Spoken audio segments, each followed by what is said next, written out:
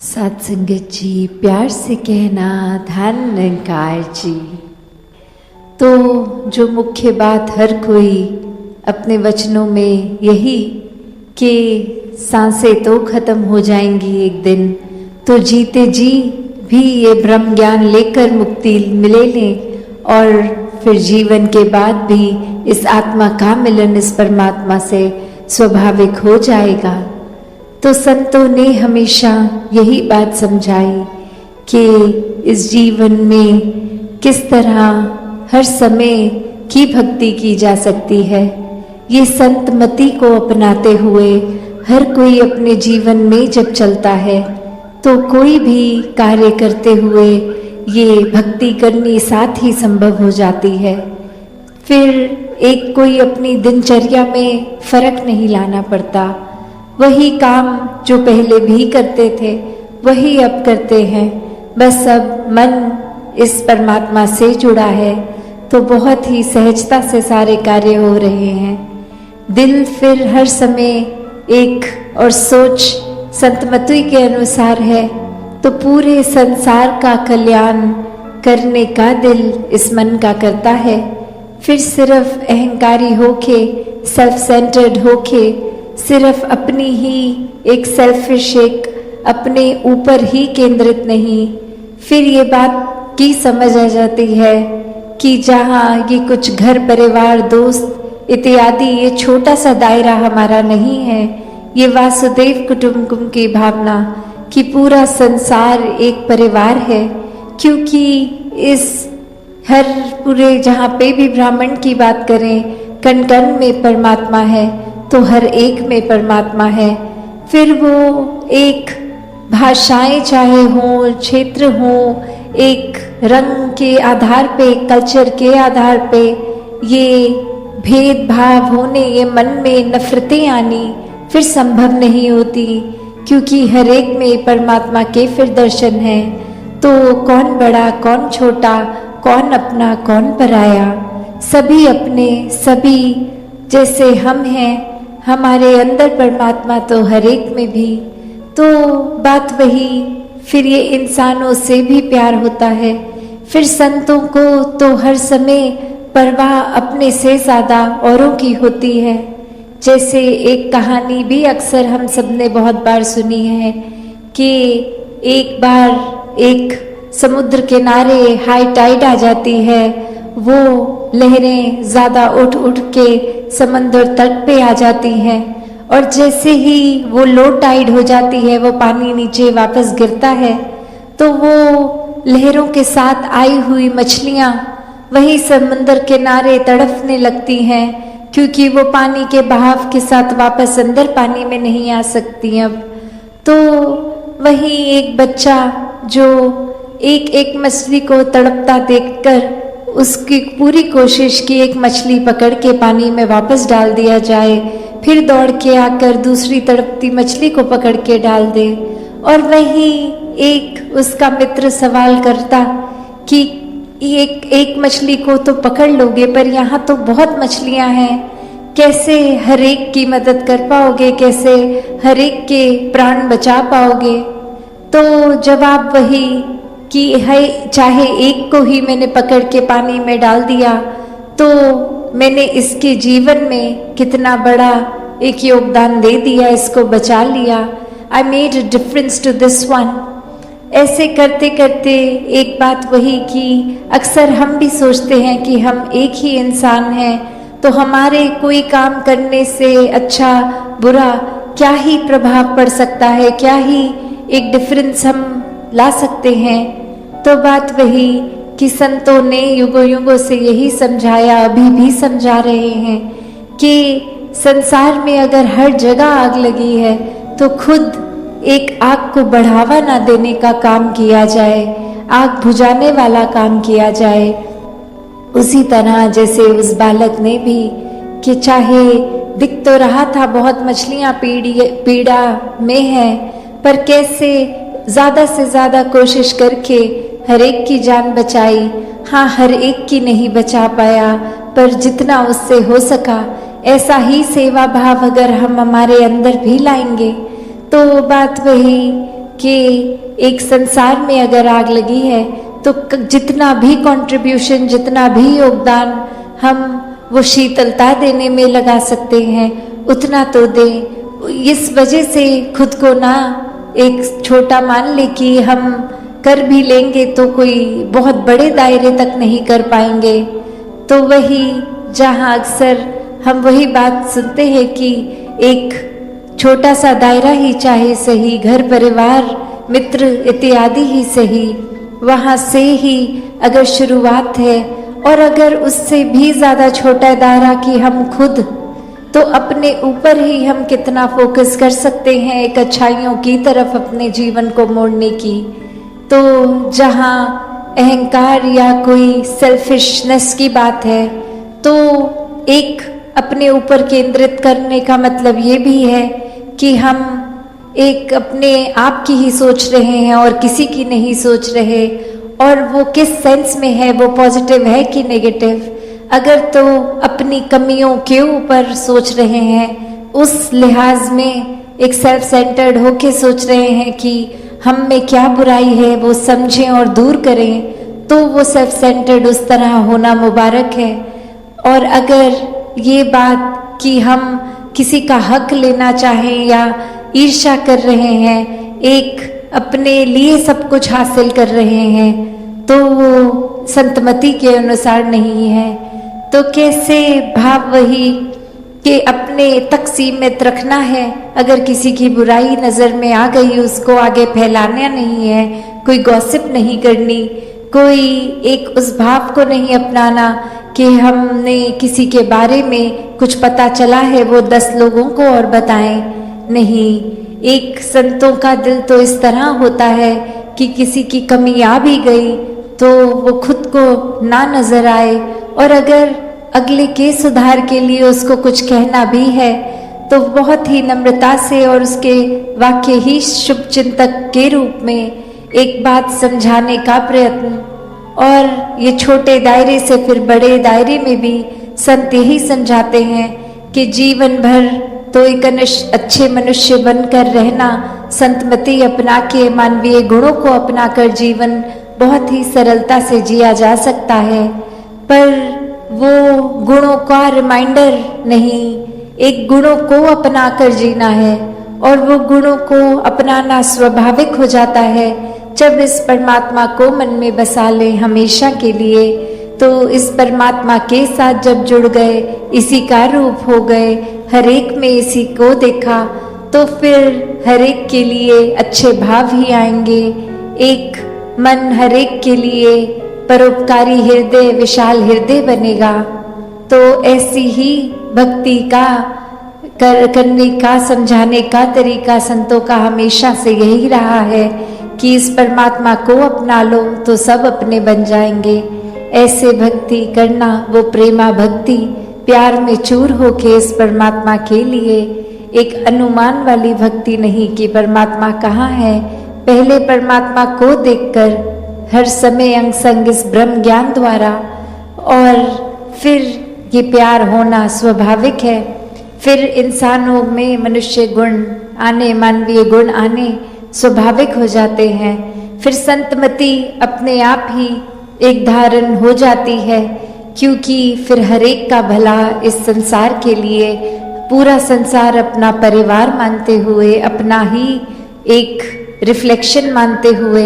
हर एक के लिए फिर मन के भाव बहुत ही ऊंचे और शुद्ध हो जाते हैं। ऐसी ही भक्ति हर किसी के हिस्से आए। सात संगत जी, धन्यवाद जी। फिर वो कोई ऊपरी सिखलाई नहीं, बल्कि अंदर से ही एक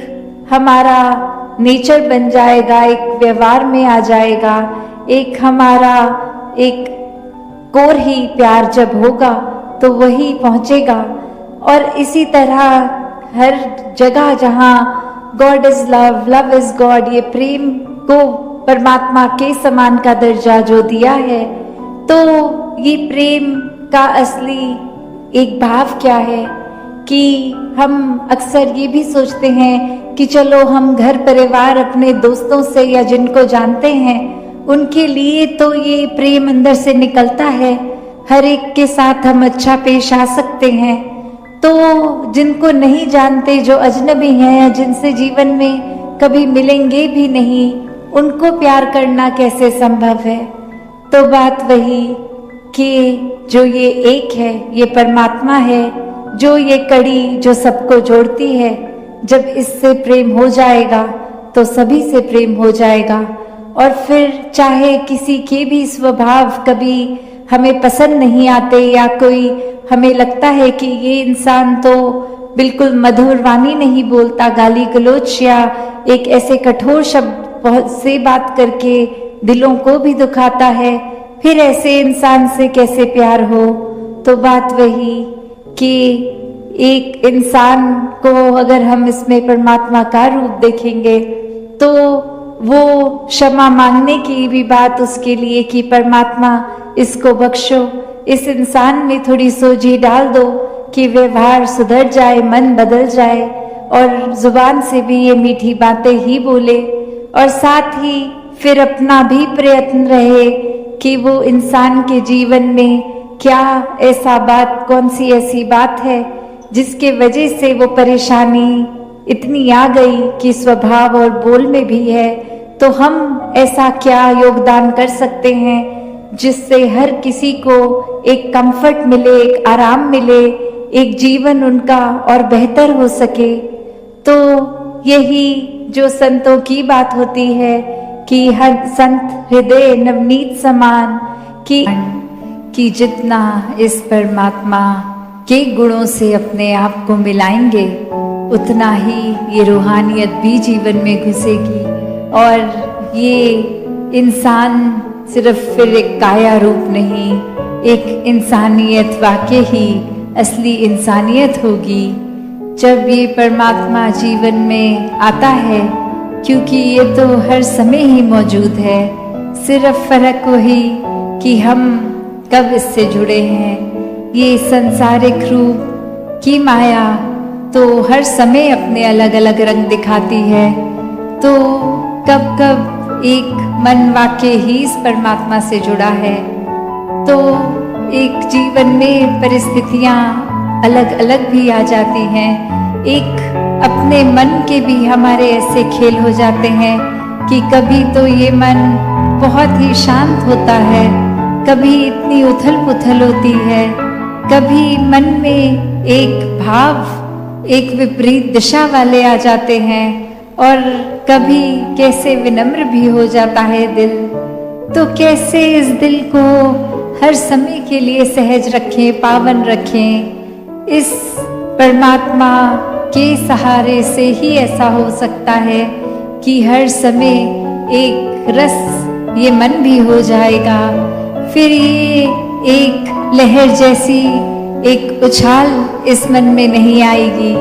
एक सहजता रूप, एक मन में जितना ज्यादा परमात्मा को बिठाएंगे उतना ही ये फिर मन भी पावन होगा। तो एक मन की जहाँ बात है वहाँ एक चरित्र भी उसमें आता है, सोच भी उसमें आती है, एक हमारे भाव जो एक हमारे जीवन में हम प्रदर्शित करते हैं वो भी फिर यही कि अगर अहंकार है या मन में किसी से मनमुटाव है, कुछ भी उस रूप के एक तरंगे उठ रही हैं, तो उसको भी फिर इसी परमात्मा के एक ज्ञान से ही शांत किया जा सकता है। क्योंकि एक किसी का कुछ किया मन को अगर चोट दे भी रहा है तो हमने कैसे खुद को उस परिस्थिति में भी ठीक रखना है। हर एक के साथ मन को इस प्रकार जोड़ के कि एक परमात्मा ने ये पूरी सृष्टि की जहाँ रचना की वहाँ हर एक को अलग अलग स्वभाव दिया है, तो सिर्फ किसी का स्वभाव हमारे स्वभाव से अलग है तो ये कारण एक नफरत का नहीं होना चाहिए, इससे तो अपनत्व और बढ़ना चाहिए। क्योंकि जितने अलग अलग सबके स्वभाव उतनी यूनिकनेस उनकी, और वहीं इतना कुछ सीखने के लिए ये मन में करुणा दया विशालता जितनी रखेंगे इस परमात्मा के सहारे से ही जो कि रखी जाएगी, तो ये ऐसा करने से फिर एक जीवन में भी एक सुखद रूप, एक आनंद रूप, कि फिर कुछ ऐसा तो नहीं होगा कि हम अगर आर्थिक रूप में कम हैं तो एक धन दौलत आ जाएगी, या फिर कोई अगर शरीर की पीड़ा है वो एक चली जाएगी। नहीं, परिस्थितियां तो वही रहेंगी, पर मन की अवस्था, ये दृष्टि, एक हर समय का सुकून फिर भी रहेगा, क्योंकि इस मन में जब परमात्मा होता है तो फिर चाहूं और वो सुकून ही, वो एहसास ही रहता है। और फिर किसी को हम एक बुरी दृष्टि से नहीं देखते, किसी में कोई ऊंच नीच के भाव, कोई वैर विरोध नफरत के भाव नहीं आते। एक हर कोई पूजने लगता है, हर किसी में यही परमात्मा दिखता है। तो एक जहाँ कंपैशनेट होने की बात है, और एक अक्सर ये मन मंदिर की बात होती है कि इस मंदिर में इस परमात्मा को बिठा लिया, इस मन में इस परमात्मा को बिठा लिया, तो वाकई ही हम खुद ही मंदिर हो गए, एक चलता फिरता परमात्मा का प्रमाण हो गए। और ये तो नफरत से हासिल नहीं होगा, ये किसी को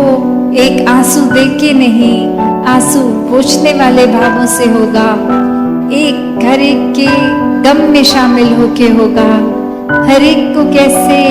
एक रूप परमात्मा का देखकर एक सेवा भाव, एक कि हर कोई इस